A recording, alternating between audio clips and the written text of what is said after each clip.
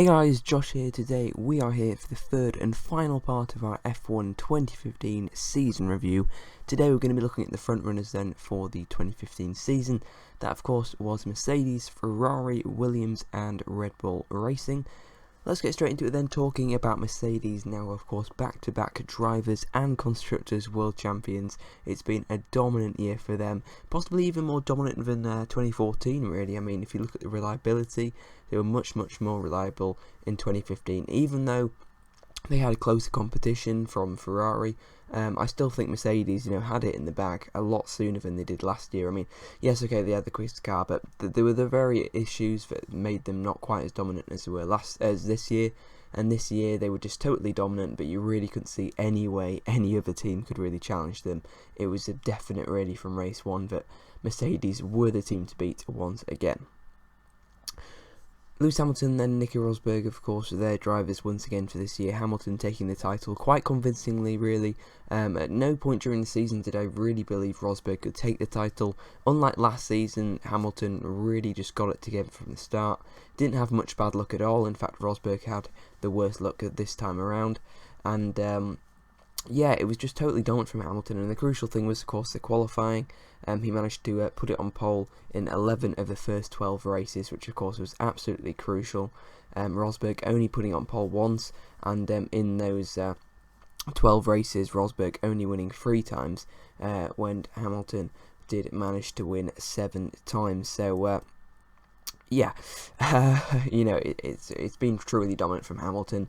I mean, at the end of the year, after the changes they made to the car in Singapore, Rosberg did look the better of the two. He was quicker in both Russia and in America, but made a mistake in America, had a reliability issue in Russia.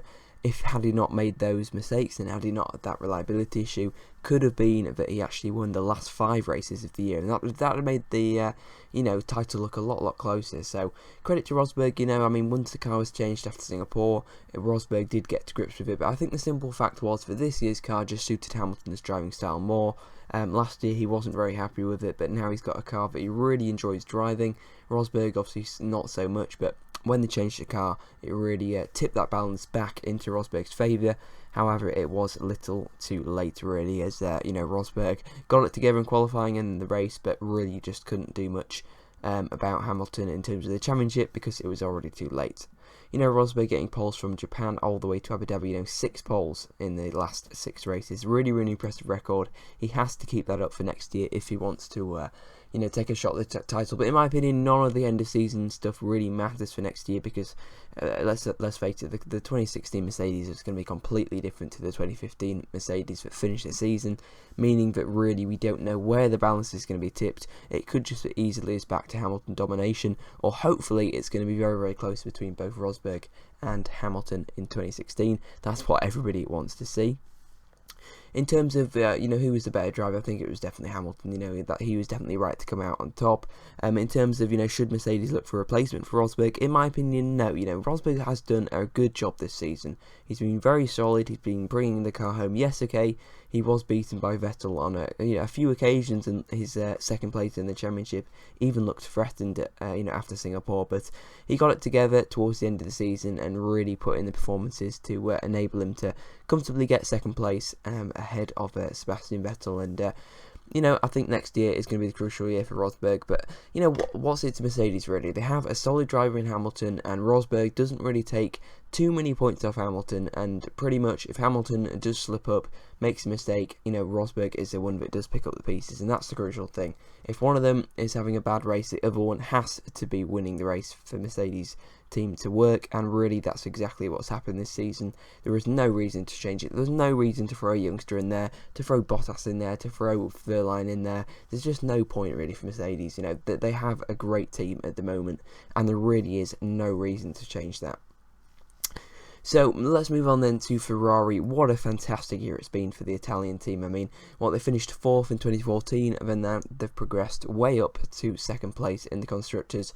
And, threatening Mercedes at quite a few races. It was great to see certain races like Malaysia, like Singapore, like America, even like Bahrain, where, sometimes they didn't always actually catch Mercedes, but, at certain times they really did keep them honest. For example, in Monaco, of course, making that strategy error of Hamilton, Mercedes did. but Vettel was able to capitalise on that and actually get second place. So Ferrari being very, very impressive on taking the opportunities when they get them, such as in Hungary, of course. Everyone else squabbling, they just comfortably come through to get first place. Should have been a 1-2 really, had Raikkonen not had that failure. Raikkonen's had a lot of bad luck this year in terms of reliability. Vettel, hasn't had a single reliability issue, which is interesting to say the least. I'm suggesting they do have a different car. I think no one can really argue that they have the same car. I think that they definitely have different cars. Vettel and Raikkonen. We know what goes on at Ferrari. We've seen it with Nasr and Alonso, and it's definitely a similar situation now. Raikkonen doesn't have a fair chance to beat Vettel. But that's, but Vettel is the better driver, so, what are you going to do? But yeah, great season for Vettel, definitely one of the drivers of the season, arguably the driver of the season. I'll leave that up to you to debate over that. But yeah, great year for him. He's really made a difference. He's really turned his career around, really. Was on a major low, of course, after being thrashed by Daniel Ricciardo at Red Bull. But, I think he knew he was moving to Ferrari about midway through 2014, and he definitely made the right choice. You look at where Red Bull are now, and you look at where Ferrari are. Ferrari and Red Bull have actually swapped places in the Constructors' standings. So, great job from Sebastian Vettel this season. Kimi Raikkonen, not so much. Of course, I alluded to earlier that they don't have the same car. But, still not what really we want to be seeing. He out-qualified Vettel, was it 2 or 3 times? It was really, really poor. I know he did it in, Canada, Monza, and Abu Dhabi, perhaps. I think maybe they are the only 3 times Raikkonen managed to out-qualify Vettel. Not great, and in the race as well, where Raikkonen's usually strong. We just saw him fade away. We just saw him get involved in silly incidents with Bottas in Russia and in Mexico as well. So, not a great season for Raikkonen. He's got to be one of the worst drivers of the year, with all due respect to him. Next up then is Williams staying third then, not an improvement from 2014, definitely they've taken a step backwards. The car was really, really hard to drive for both Bottas and Massa. It didn't work in the wet, it didn't work at tight street circuits, a major flaw we've seen in 2014, but it was even bigger in 2015. It's a flaw that they have to sort in 2016, and I do believe they will. That it's more, they said it's a revolution really next year's car rather than an evolution, so looks like it's going to be a pretty radical redesign of that Williams, and it's really, really good to see. But, despite this criticism of them that they haven't done quite as well as they did in 2014, they have still come in third place in the Constructors, and really could they have done much better?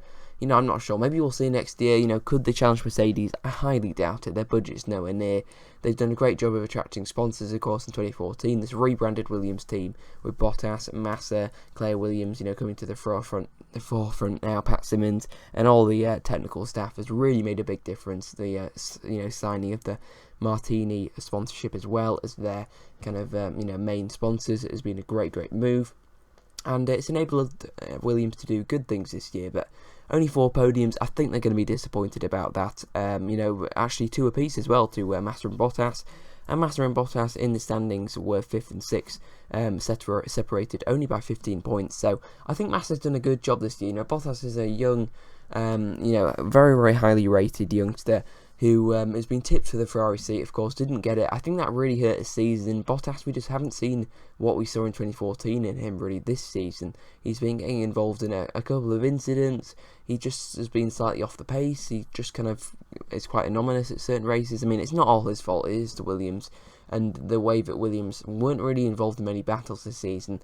Of course, their best race should have been Britain. Maybe on paper, I think on paper their best race was Italy, I believe. But, their best, what should have been their best race, of course, was Britain.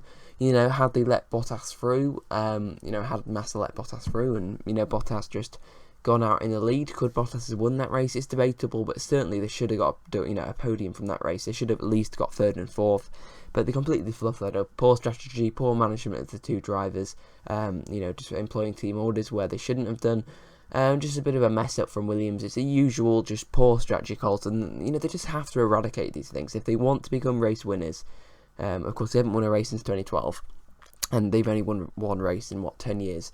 They need to do better, and they just need to iron out these small issues that are just holding them back from becoming regular, podium scorers. I mean, Red Bull Racing actually scored 3 podiums, and they had loads of troubles with their Renault engine. Just goes to show that Williams really did not have the season they wanted, and really have been, lucky, I think, that Red Bull have had their issues, Lotus have had their issues, and McLaren have had their issues. Otherwise, Williams, really should have been 5th or 6th, especially considering Force India, of course, didn't have their B-Spec car, for most of the season. So, had Force India had their B-Spec car from the start, had McLaren not had issues with Honda, had Red Bull not had issues with Renault, Williams probably should be 6th or 7th in the Constructors, 5th or 6th rather. So, big test, I think, for them in 2016 with teams catching up like Red Bull and McLaren. There's going to be, I think, a lot of pressure on the Grove team. So, let's see how they perform in 2016. It's going to be very, very interesting. Let's move on to finally talk about Red Bull Racing. Of course, came home in 4th place in the Constructors' standings this season. 187 points for them. Didn't really threaten the top 3 in the championship and were a bit under pressure from Force India, but I think due to Hulkenberg's various adventures, that was basically denied as well, and a brilliant result in Mexico as well, and basically all but secured their 4th place in the Constructors. Danny Fiat and Daniel Ricciardo did a really, really solid job this season. Fiat, of course, finishing ahead of Ricciardo. Who would have predicted that? With Fiat as well having 1 less race, and Ricciardo having 3 retirements, or well, 2 retirements, and then 1 that he wasn't classified in, of course, when he had that issue in Russia, and Danny Fiat as well had just 3 issues. So both of them had basically 3 races severely hampered. Of course, Belgium was the big one for Daniel Ricciardo. Would have probably got a podium there, of course, back-to-back podiums. With his podium in Hungary. Fiat getting his debut podium, of course, in Hungary. That was really, really good to see. Ricciardo, I think, overall has been a faster driver, but Fiat has just, rode his luck a bit more, I think, and just certainly improved in certain areas, kept out of trouble, and overall, at the end of the day, has actually outscored Ricciardo. So, big achievement for Fiat. I think he's silenced his critics for now, at least. And with Sainz and Verstappen clipping at the heels, it's going to be a big test for both Fiat and Ricciardo in 2016. It's going to be interesting to see what the future holds for these 2 youngsters. Both very exciting talents, and have done a really, really good, solid job this year. Not many mistakes from either of them, really. I mean, all this that's going on with Renault, Red Bull have handled it awfully. Red Bull, one of the worst teams, in my opinion, this year, in terms of the fact that they just handled the whole Renault issue horrifically. It's a really good example of how not to deal with an engine situation in Formula 1. But they still have one of the best chassis in Formula 1. We saw at Hungary, where really it wasn't as reliant on the engine, but Red Bull were really, really strong. They were threatening Mercedes, at certain parts, and they're really, really good strategists. And of course, when the rain fell in Austin, they were the quickest car on the track, which definitely leads you to believe that Red Bull, unless of course they had a bit of a fluke there, and that they just got the downforce right and all that, and they just kind of risked it for the rain.